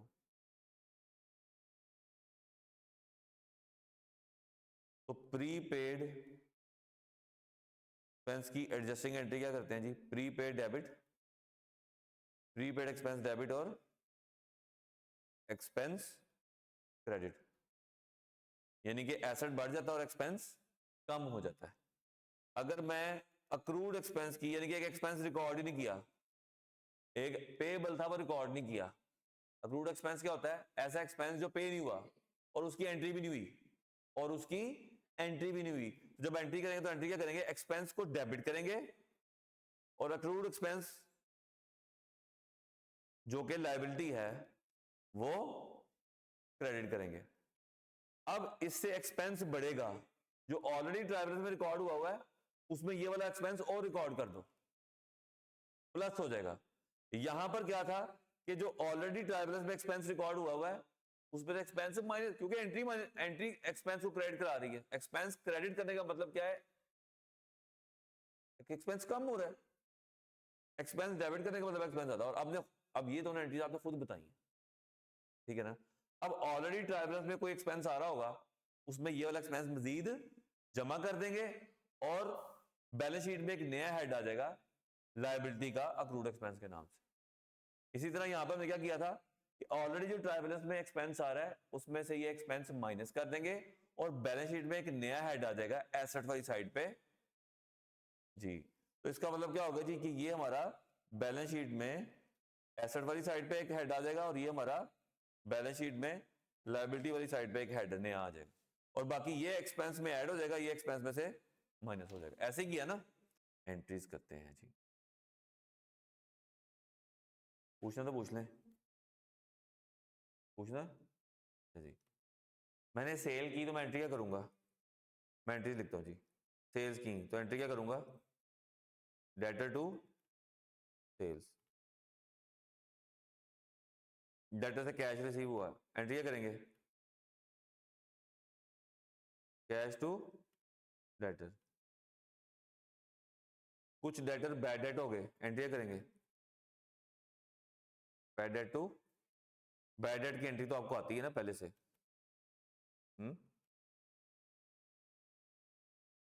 ये सारी एंट्रीज आती थी आपको। कहता जी लेजर बनाए, और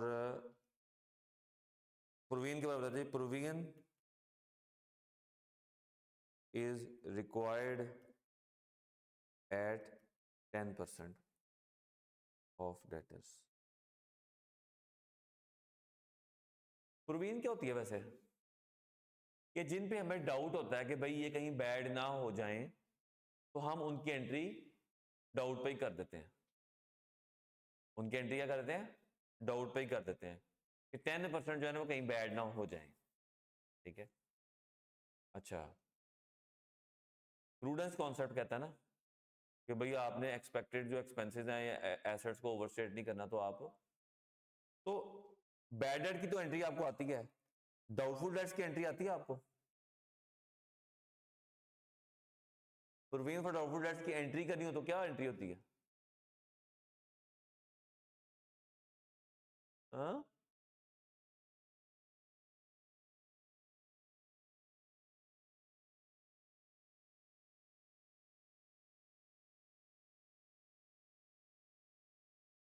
डाउटफुल डेट्स की एंट्री क्या होती है भाई? चलो मैं आपको एक हिंट दूं, डेब्शन की एंट्री क्या होती है? डेब्शन डेबिट बनाओ एंट्री। अब समझो डेब्शन की जगह यहाँ पे क्या है? Bad date. अक्यूमुलेशन की जगह यहाँ पे क्या है? क्या एंट्री बनी फिर? बस यही एंट्री है, यही एंट्री, यही एंट्री। एंट्री क्या होगी? Bad debt debit, provision credit. ये आपका एक्सपेंस है, और ये आपका, ये आपकी डेब्शन थी तो डेब्शन प्रॉफिट में चली जाती थी, और ये प्रोविजन था जो अक्यूमुलेशन में जाके ऐड हो जानी है। ये समझो, ये पूरे चैप्टर में यही एंट्री आपने याद रखनी है बस, बल्कि आपने खुद बता दिया, मैंने नहीं बताई, हिंट दिया मैंने, ठीक है ना। अब 10% किसका लेना है? 1 लाख का? नहीं, एक बात ध्यान में रखो, सुन लो सुन लो सुन लो सुन लो। प्रोविजन सिर्फ उन डेटर्स पे क्रिएट होती हैं जो डेटर्स हैं आपके, जिनसे पैसे लेने हैं।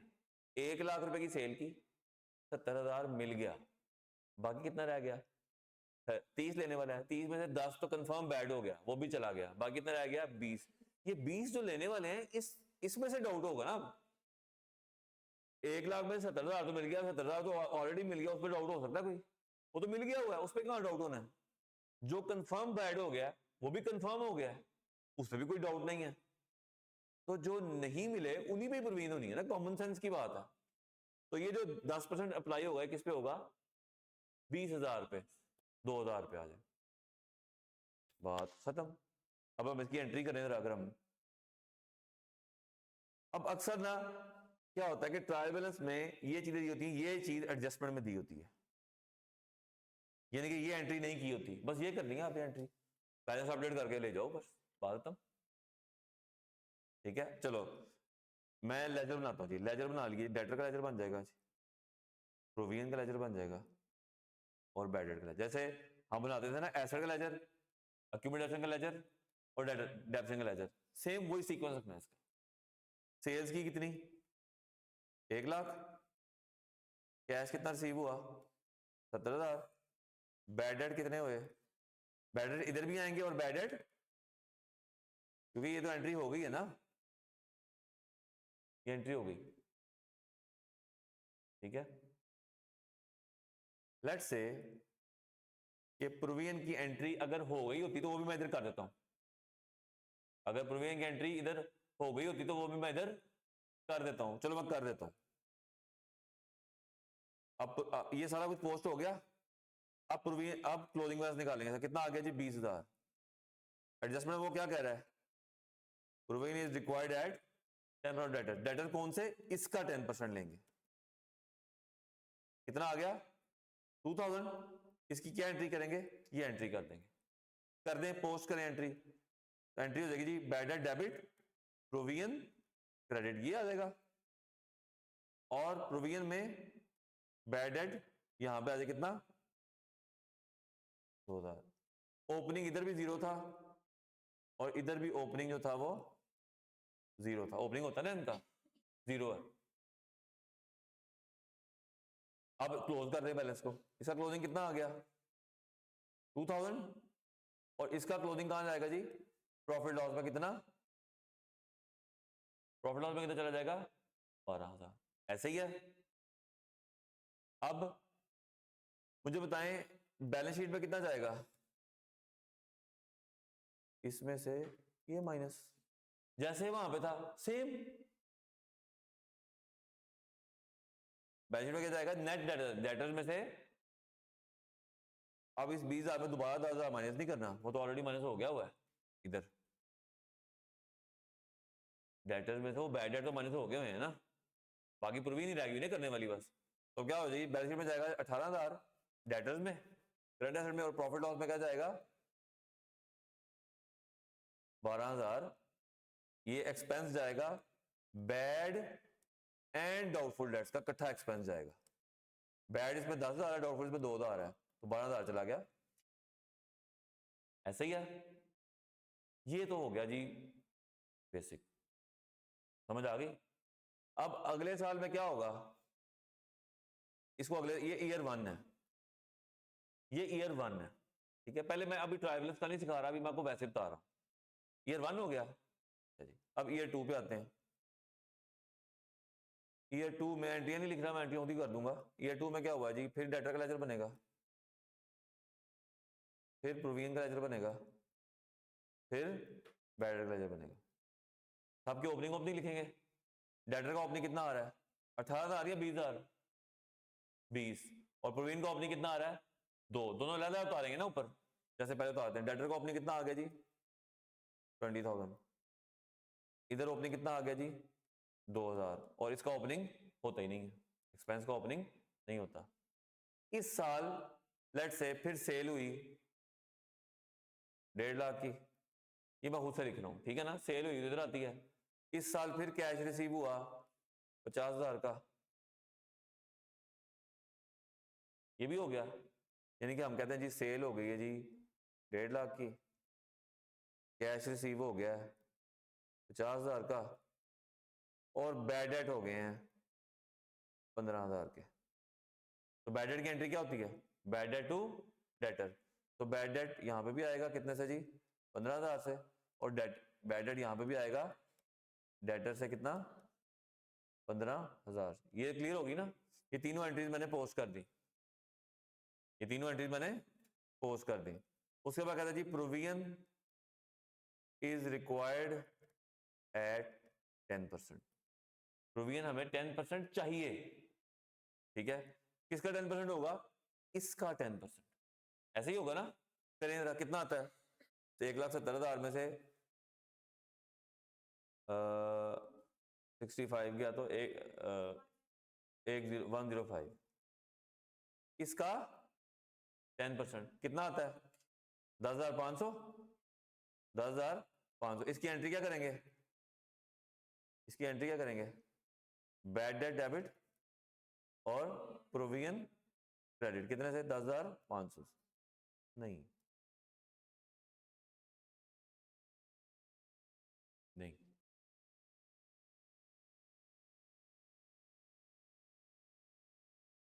यहां पर क्या कह रहा है,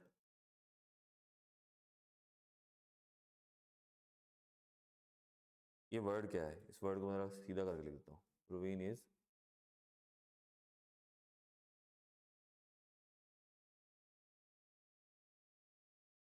हमें इतनी प्रोविजन चाहिए क्लोजिंग में,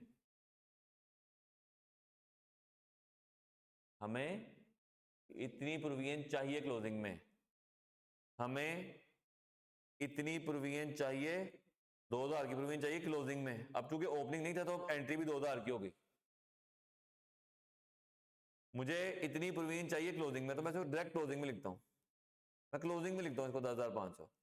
मुझे कितने की एंट्री करनी पड़ेगी 10,500 लाने के लिए, तो इसकी आएगी एंट्री जी बैड डेट डेबिट और प्रोविजन क्रेडिट, कितने से, कितने से आएगी, 8,500। तो ये आएगी जी बैड डेट इधर आ जाएगा जी 8,500 से, प्रोविजन आ जाएगी जी 8,500 से। अब बताएं प्रॉफिट लॉस में क्या जाएगा, 23,500 है ना, ये प्रॉफिट लॉस में जाएगा, और बैलेंस शीट में क्या जाएगा, इसमें से ये माइनस जितना भी आता है। ओपनिंग जो दिया हुआ है वो कह रहा है इतनी मुझे मजीद इतनी चाहिए, इतनी रिक्वायर्ड है। हाँ अगर वो कहता जी, अगर इसकी जगह वो कहता बस यही पॉइंट है, बस इसमें सिर्फ यही पॉइंट है और कोई पॉइंट नहीं इसमें वो कहता रिक्वायर्ड की जगह लिखता इतने से बढ़ा दो, तो फिर 10,500 की एंट्री करते, क्लोजिंग आपका फिर 12,500 आता, बस वर्ड का फर्क है। अगर वो कहता जी provision is increased by, increased by, increase by का मतलब क्या होता है, जितनी पहले आ रही है ना उसमें मजीद इतनी ऐड कर दो, तो फिर 10,500 की हमने एंट्री करनी थी, तो फिर इधर 8,500 जाए, इधर 10,500 आना था, और इधर 2,000, इधर 12,500 आ जाना था, ऐसे ही है। अगर वो कहता है इंक्रीज बाय, अब वो कह रहा है कि जी इतनी प्रोविजन मुझे क्या है, रिक्वायर्ड है, रिक्वायर्ड का मतलब मुझे क्लोजिंग में इतना चाहिए, ओपनिंग में ऑलरेडी कितना पड़ा है, 2, तो आपको मजीद कितना डालना पड़ेगा इसके अंदर, तो इसकी एंट्री कर देंगे समझ आ गई। और अब वो कहता है कि जी अगर वो रिक्वायर्ड का वर्ड यूज नहीं करता, कहता है, या अगर वो कहता है प्रोविजन इज रिक्वायर्ड एट, अगर वो कहता है प्रोविजन इज मेंटेन्ड एट, वो एक ही बात है, रिक्वायर्ड कह दे, मेंटेन कह दे, क्लोजिंग कह दे, तो प्रोविजन की अमाउंट तो 10,500 निकाली हुई है, बस सवाल ही आता है 10,500 जो है वो हमने इधर लिखना है या इधर लिखना है। अगर इधर लिखोगे तो ये 12,500 बन जाएगा, ठीक है, और अगर इधर लिखोगे तो ये 8,500 बन जाएगा, ऐसे ही है ना, सिंपल। तो एंट्री तो इसकी होनी है ना, जो इधर लिखोगे वो इधर आ जाएगा। एक्यूमुलेशन में क्या होता था, ओपनिंग एक्यूमुलेशन इधर आती थी, डेप्शन इधर आती थी, और क्लोजिंग इधर आती थी, ऐसे ही था ना। और डेप्शन में क्या होता था कि जो इधर आता था वो इधर आता था, एक्यूमुलेशन, ऐसे ही है ना।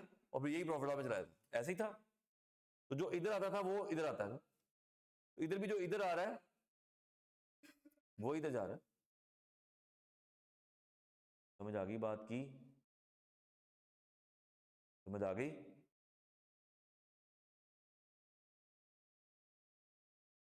बताएं जी। अब नॉर्मली ट्रायल बैलेंस में ना ये एंट्री नहीं हुई होती, जो नॉर्मल आपको, अब ट्रायल बैलेंस की बात करते हैं, बस फिर क्लोज करते हैं इसको, ठीक है। नॉर्मली ट्रायल बैलेंस में ना ये एंट्री नहीं होती, बाकी सारा कुछ हुआ होता है। इसका मतलब अगर ये एंट्री नहीं होगी तो आपको बैलेंस कौन सा दिया होगा, ओपनिंग ही दिया होगा, जैसे डेफिसन का था कि डेफिसन नहीं चार्ज की हुई तो ओपनिंग ही दिया होगा, इसमें भी आपको प्रोविजन का ओपनिंग ही दिया होगा। तो बस प्रोविजन का ओपनिंग दिया तो कोई बात नहीं, आप ओपनिंग में लिख दें, डाउटफुल डेट्स की एंट्री करें, क्लोजिंग निकाल के फेंक डालें, खत्म। समझ आ गई बात की। अच्छा जी, अब आपको मैं एक ट्रायल बैलेंस बताता हूं। ट्रायल बैलेंस कुछ इस तरह से दिया होगा आपको। ट्रायल बैलेंस के सिर्फ उतना हिस्सा दिखाता हूं आपको जितना इसके रिलेटेड है, ठीक है जी। डेटर आ रहे होंगे 1 लाख के, बैड डेट आ रहे हैं, ये बैड डेट ऑलरेडी इसमें से माइनस हो चुके होंगे क्योंकि ये ट्रायल बैलेंस में आ रहे हैं, ठीक है जी। 10,000 के प्रोविजन आ रही है 20,000 की, बस नीचे एडजस्टमेंट दी हुई है, प्रोविजन इज रिक्वायर्ड एट 40%, 40 करती है। अगर ये एडजस्टमेंट, ये अगर ये ना दिया होता, अगर ये समझो एडजस्टमेंट फिलहाल नहीं है, सिर्फ यही दिया हुआ, बताएं बैलेंस शीट में डेटर्स कितने जाते हैं अगर एडजस्टमेंट नहीं है, समझे समझे ये नहीं है, बैलेंस शीट में डेटर्स कितने जाते हैं?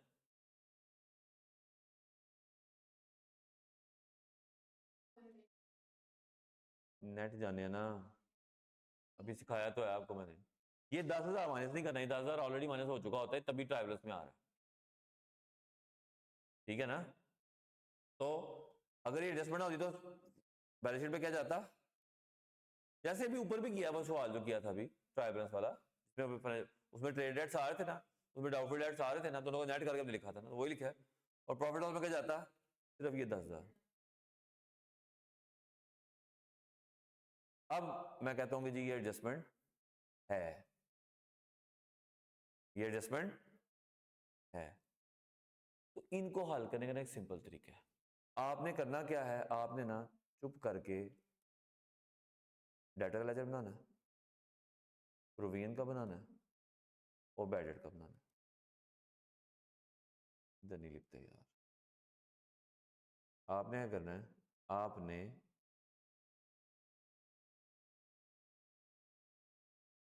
आपने डेटा का लेजर बनाना है, प्रोविजन का बनाना है, जितने हेड आ रहे हैं ट्राइवल्स में उनका बना देना हेड, जितने हेड उससे रिलेटेड आ रहे हैं ट्राइवल्स में वो बना देने, बैड डेट का बनाना। अब ये शुरू से एंट्री नहीं होनी, ये क्लोजिंग बैलेंस नहीं है, सिर्फ प्रोविजन का ओपनिंग है, बाकी सबको आपने ओपनिंग में लिख देना है। इसको ओपनिंग में है ये क्लोजिंग ही, लेकिन आपने नया क्लोजिंग निकाल, ये ओपनिंग में लिख दिया। बैड डेट्स हालांकि एक्सपेंस है, इसका ओपनिंग नहीं होता, लेकिन मैं ओपनिंग इसलिए लिख रहा हूं, ये ओपनिंग नहीं है बल्कि ये एज पर ट्रायल बैलेंस लिख रहा हूं। ट्रायल बैलेंस में कितना है 10,000, कि ये अनएडजस्टेड बैलेंसेस हैं, इनके मैंने सही करके नए एडजस्टमेंट निकाल ली, तो क्लोजिंग को टेम्पररी ओपनिंग में रख के नए क्लोजिंग निकाल, और प्रोविजन कितनी आ रही है। तो सबसे पहला आपने काम ये करना है कि ट्रायल बैलेंस में जितने भी हेड है ना जो इससे रिलेटेड है उनको ना लेजर खोल के ओपनिंग चढ़ा दी है, फिर एडजस्टमेंट पढ़नी है। एडजस्टमेंट सिर्फ यही है, प्रोविजन किस पे कैलकुलेट होती है, प्रोविजन किस पे कैलकुलेट होती है, डेटर के लेजर के क्लोजिंग बैलेंस पे, डेटर के लेजर क्लोजिंग बैलेंस निकालें, और तो कोई एडजस्टमेंट नहीं है, बस यही है ना। ये बैड डेट दोबारा इसमें नहीं आने इधर, क्योंकि ये बैड डेट मैंने इसलिए 10,000 लिखा है कि ये बैड डेट दोबारा इसमें माइनस नहीं होने, यहाँ पे क्यों नहीं माइनस होने, क्योंकि ये ऑलरेडी एंट्री हो गई ट्राइवल्स में आगे में, जैसे ये ऊपर आ रहा था ना यहाँ पे, अगर मैं इसका ट्राइवल्स बनाता तो डेटर कितने आ रहे थे ट्राइवल्स में 20,000 के, इस केस में प्रोविजन कितनी आ रही होनी थी 2,000 की, और बैड डेट कितने आ रहे होने थे लेट्स से 12,000 के। तो इस 12,000 में अब दोबारा इसको माइनस नहीं करना, ऐसे ही है ना। तो अच्छा, आपने सबसे पहले क्या करना है, ये जो ट्राइबल्स के अंदर डेटर आ रहे हैं वो दोबारा इसके अंदर माइनस नहीं करने आप, ठीक है जी। सबसे पहले काम करना है इन तीनों एंट्रीज को पकड़ के ना ओपनिंग चढ़ा देना। चढ़ा दिया, एडजस्टमेंट पढ़नी है। 40% किस पे लगेगा? इस पे लगता है हमेशा। अब इसमें और तो कोई एडजस्टमेंट नहीं ना है, तो इसमें अब 10,000 इसको 1 लाख को वैसे ही उतार लो। इसका कितना आएगा? कितना आएगा? अब ये 40,000 से एंट्री करनी है या 14,000 रिक्वायर्ड है? रिक्वायर्ड है तो कहां लिख देंगे 40,000 को? यहां पे लिख देंगे। पहले कितना पड़ा हमारे पास प्रोविजन में? 20। चाहिए कितना? एंट्री किससे करेंगे? एंट्री किस अमाउंट से करेंगे? 20 से। तो एंट्री क्या करेंगे? एंट्री क्या करते हैं? बैड डेट डेबिट और प्रोविजन क्रेडिट। कितने से? 20 से। तो यहां पे आ जाएगा बैड डेट कितना? 20, और यहां प्रोविजन आ जाएगी कितने थी? 20। बैलेंस शीट में कितना जाएगा? 1 लाख में से 40 माइनस कितना? 60,000। बैलेंस शीट में प्रॉफिट लॉस में कितना जाएगा? 30,000। 30,000 में बैड डेट वाला एक्सपेंस जो है वो 10,000 है, प्रोविजन वाला एक्सपेंस जो है वो 20,000। दोनों एक्सपेंस चलेंगे प्रॉफिट। ये है बस। अगर वो कहता है जी प्रोविजन इज इंक्रीज्ड बाय 40%, फिर हमें 40 क्लोजिंग में नहीं रखना, 40 की एंट्री करनी है। फिर हम 40 की एंट्री करते हैं, फिर यहां 40 लिखते हैं, फिर यहां पर 20 जमा 40 60 आता, और यहां पे 40। समझ गए बात को? बस इतनी सी बात है बस। समझ गए हो?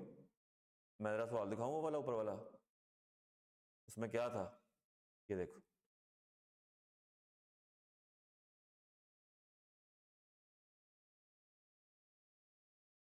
ये जरा पढ़ता हूं मैं, ये जरा मैं, ये लो भाई, मरियम को नजर नहीं था आ रहा, मैंने कहा बढ़ा ले। आपको क्या दिया हुआ है? डेटर दिए हुए कितने? 51 के। प्रोविजन दी हुई है 14 की। बैड डेट कहीं दिए हुए हैं? इसमें नहीं दिए हुए, नीचे एडजस्टमेंट में दिए हुए हैं। इसका मतलब है उसकी भी एंट्री होगी, पूरी एंट्री होगी, क्योंकि और प्रोविजन की भी एंट्री होगी। ठीक है जी। एडजस्टमेंट में कहता है it is decided that a bad debt of 1200 should be return of, यानी कि 1200 पे मजीद राइट ऑफ करना है। अगर बैड डेट की एंट्री होती है तो इधर माइनस होता। अब ये हम माइनस करेंगे एडजस्टमेंट में, ठीक है ना। और प्रोविजन जो है वो हमें इंक्रीज्ड टू 4500। इंक्रीज टू का मतलब ही रिक्वायर्ड ही होता है। इंक्रीज बाय का मतलब होता है कि इससे बड़ा। इंक्रीज टू का मतलब यहां तक का चाहिए हमें, 4500 तक चाहिए। टू का मतलब क्या होता है? तक। रिक्वायर्ड का मतलब होता है यहां तक। हाँ, इंक्रीज बाय कहे तो इतने से बढ़ा दो। इंक्रीज टू कहे तो इंक्रीज टू का मतलब भी रिक्वायर्ड ही है। अच्छा, ये 51 और ये कितना है? 4,000। यही है ना? जब मैं कहता हूं मेरे पास ये आया ट्रायल बैलेंस, मैं यही सवाल लिखता हूं यहां पे दोबारा। ट्रायल बैलेंस में क्या क्या आ रहा है? डेबिट और क्रेडिट। डेटर कितने आ रहे हैं? 5100 के, 51,000 के। बैड डेट कोई नहीं आ रहे, नहीं ना आ रहे थे उधर। प्रोविजन 4,000। नीचे एडजस्टमेंट में 2 एडजस्टमेंट बताएंगे। ये कहता है जी बैड डेट, ये बैड डेट एडजस्टमेंट में, इसका मतलब इसकी एंट्री होनी है अभी। ठीक है, कितने जी? 1200 के। और प्रोविजन रिक्वायर्ड है, इंक्रीज बाय होगा तो फिर वो वाला काम करना है, रिक्वायर्ड है तो फिर क्लोजिंग में रखना है। रिक्वायर्ड कितनी है? 1200 है ना वो। दो ही चीजें कही है ना उसने। मैंने क्या सिखाया आपको? सबसे पहले क्या करूं? लेजर बनाया, डेटर का लेजर बनाया, प्रोविजन का लेजर बनाया, बैड डेट का लेजर बनाया। जितने ट्रायल बैलेंस में आ रहे हैं उनको ओपनिंग चढ़ा दो। चढ़ा दिए। कितना जी? 51,000। प्रोविजन में कितना चढ़ाऊं? 4,000। बैड डेट का अगर होता तो मैं लिखता, अगर होता तो मैं लिखता, अब नहीं है तो नहीं लिखा। ठीक है। पहली एडजस्टमेंट क्या कहता है कि 1200 के मजीद बैड डेट हो गए। क्या एंट्री करते हैं बैड डेट की? अब इधर एंट्री करेंगे बैड डेट की भी। इधर दो एडजस्टमेंट है, 2 एंट्रीज होंगी। एंट्री करेंगे बैड डेट टू डेटर कितने से? अब ये 1200 यहां पे भी आएगा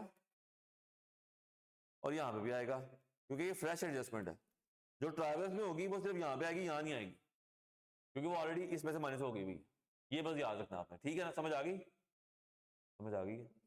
अच्छा, उसके बाद अब ये क्या है, रिक्वायर्ड है या इंक्रीज बाय है, बता रहा हूँ। कोई क्लास है इनकी, कोई क्लास है इनकी अभी? अच्छा चलो फायदा आ जाती है अभी।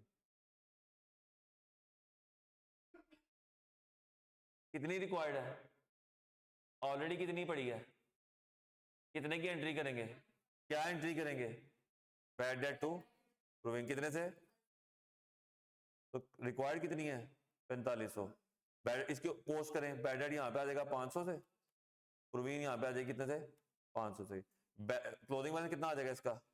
अब जो इसे परसेंटेज नहीं दी, इसने परसेंटेज नहीं दी, इसने खुद अमाउंट दे दी, तो अच्छी बात है ना, उसने अमाउंट दे दी, बस ठीक है अमाउंट आगे लिख दो, परसेंटेज होती तो हम इस पे अप्लाई करते हैं ना। अब ये कितना आ गया 49,000, बैलेंस शीट में क्या जाएगा, इसमें से ये माइनस बैलेंस शीट में चला जाएगा, प्रॉफिट लॉस में क्या जाएगा